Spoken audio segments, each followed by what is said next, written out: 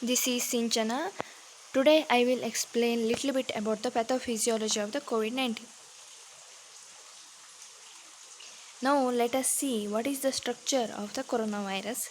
In the center you can see one single stranded RNA. It also contains the nucleoproteins. A nucleocapsule is present surrounding which one envelope is there. Over the envelope there are spike proteins are present. What is the mode of transmission? It is mainly transmitted through the respiratory droplets of the infected person. Second route is through the fomites such as the table, chair, etc., which is infected with the virus. The virus can survive on these materials up to the 24 hours. Third route is through the fecal route. Pathophysiology. Virus enters the body. It will reach the lungs, then reaches the alveoli. It mainly acts on the type 2 pneumocyte. In the type 2 pneumocyte, it will enter inside the cell through the ACE2 receptor, that is nothing but angiotensin converting enzyme receptor 2. Only the RNA will enter inside. The spike proteins, nucleocapsule and envelope will remain outside only.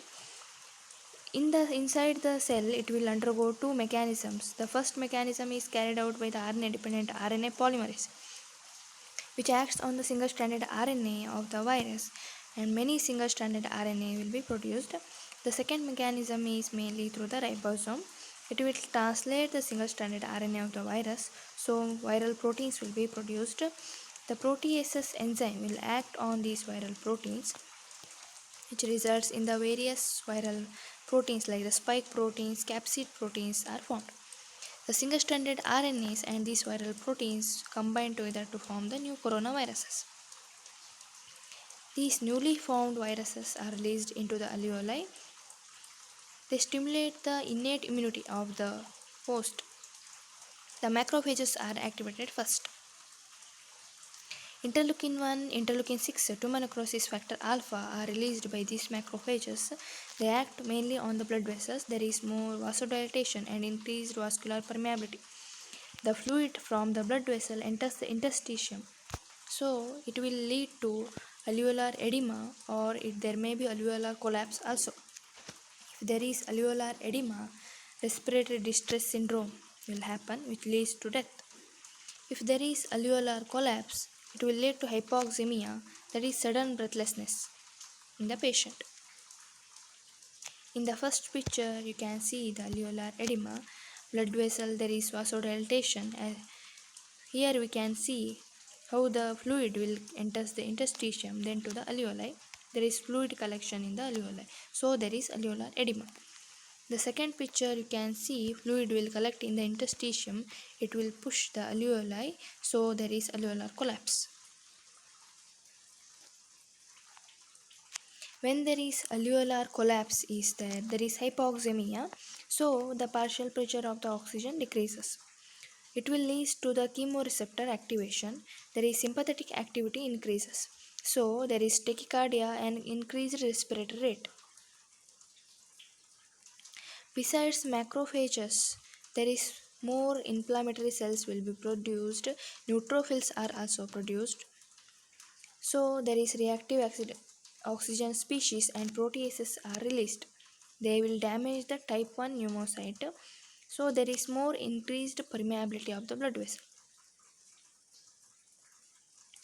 Interleukin 1, interleukin 6 and tumor necrosis factor alpha, which are produced by the macrophages, will act on the hypothalamus also, which will lead to the fever in the patient.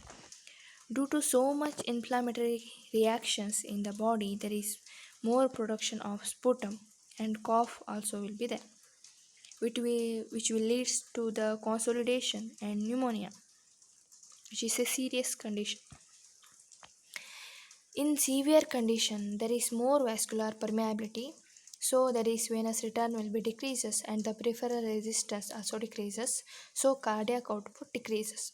So there is decrease in the BP, which will lead to shock. There is hypoperfusion of the organs will be there, so there is multi-organ failure like kidney, liver failure will be happen. So now see what is the treatment. First one is through the ACE2 receptor blocker. Virus will enter the type 2 pneumocyte through this receptor. If we block this receptor, so we can control the infection. The drugs chloroquine, hydroxychloroquine act through this ACE2 receptor. The second one is through the RNA dependent RNA polymerase blocker. It will help in the multiplication of the viral RNA. So this will also helps in controlling the infection. Remdesivir, this drug acts through this pathway. The third one is through the protease inhibitor. This protease enzyme will help in the formation of the various viral proteins. The ritonavir drug acts through this mechanism.